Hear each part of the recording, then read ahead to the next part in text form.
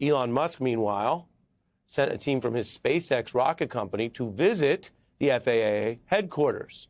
Musk reviewing the agency that he's supposed to be on equal bargaining terms with, and there's an allegation SpaceX violated safety rules in the past. So again, a lot of scrutiny on how safety works and what the priorities are and whether you cut corners to make money or not, because there have been these mass layoffs under the Trump administration at the FAA. And one of the unions there says this will only increase workload at a time where employees are further stretched thin.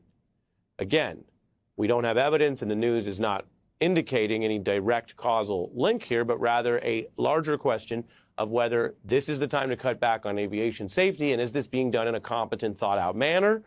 Those are the first sort of primary safety concerns. The second-order concerns are whether Elon Musk, who doesn't run the FAA, hasn't been put on the cabinet, whether he should have this much authority. The courts, as you know from following the news, are tackling some of those related cases.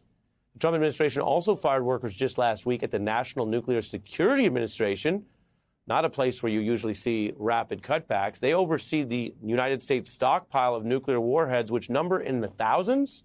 So there were these swift cutbacks, but in a sign that even the Trump administration thinks that was a bad idea, within a day, they tried to take it back, seeking to rehire some of the workers they'd fired the day prior, struggling to find them because they didn't even have their new contact information.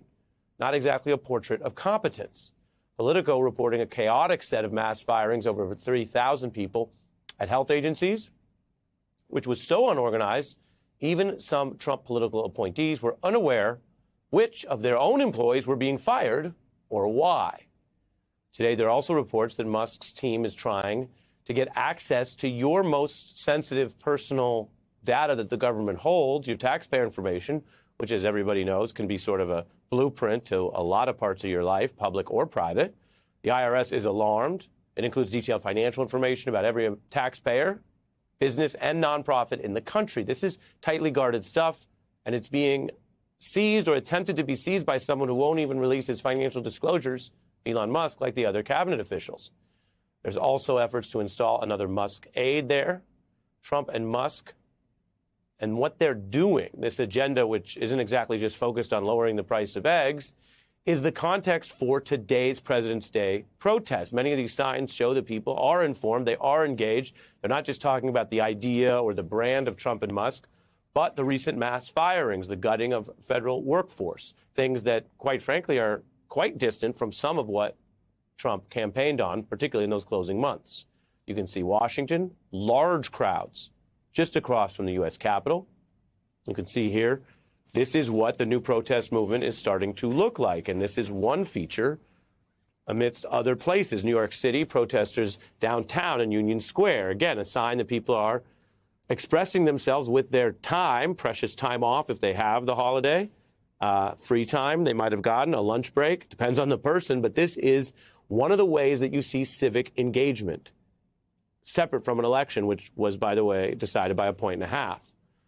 It's also in other places like Michigan, a smaller town of St. Joseph, where we saw people gathering, again, smaller crowds for a smaller area, but gathering even amidst the cold, showing their signs to passersby, drivers, etc. And then in warmer environs, Miami, San Francisco, we're also seeing this across the country today, Albany, Portland. And Americans are getting by in a range of ways. None of this says you're going to redo past debates. People understand the election was recent and what it resolved in. Others trying to wake people up with humor or culture. One protester in Boston with a sign, they're eating the checks.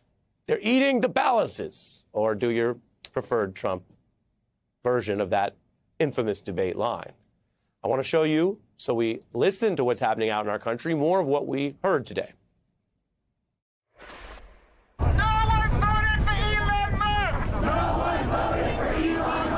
I'm concerned about so many things that are going on that Musk and Trump are doing to our country.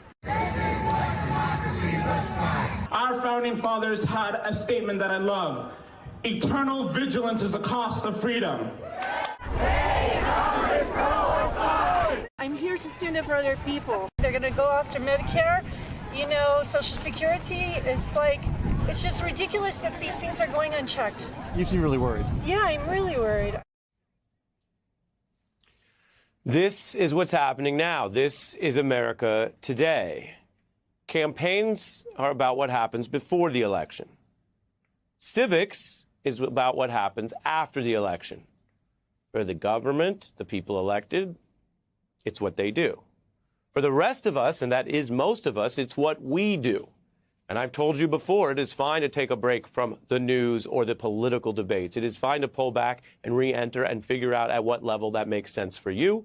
Indeed, this is a program where we don't tell people whether to vote this way or that or to march today or not. But we will tell you what's happening. We will tell you what other folks are doing around the country. We are witnessing part of this civic awakening in multiple places, including the direct concern about President Trump and unelected non-cabinet member Elon Musk as they prepare for a joint interview, which is unusual. The president sitting with another advisor, kind of putting Musk at a presidential level. That's happening this week as they face this pushback in the streets all the way to the courts. What does this resurgence mean? And how should people who care about the country respond and engage with their fellow citizens?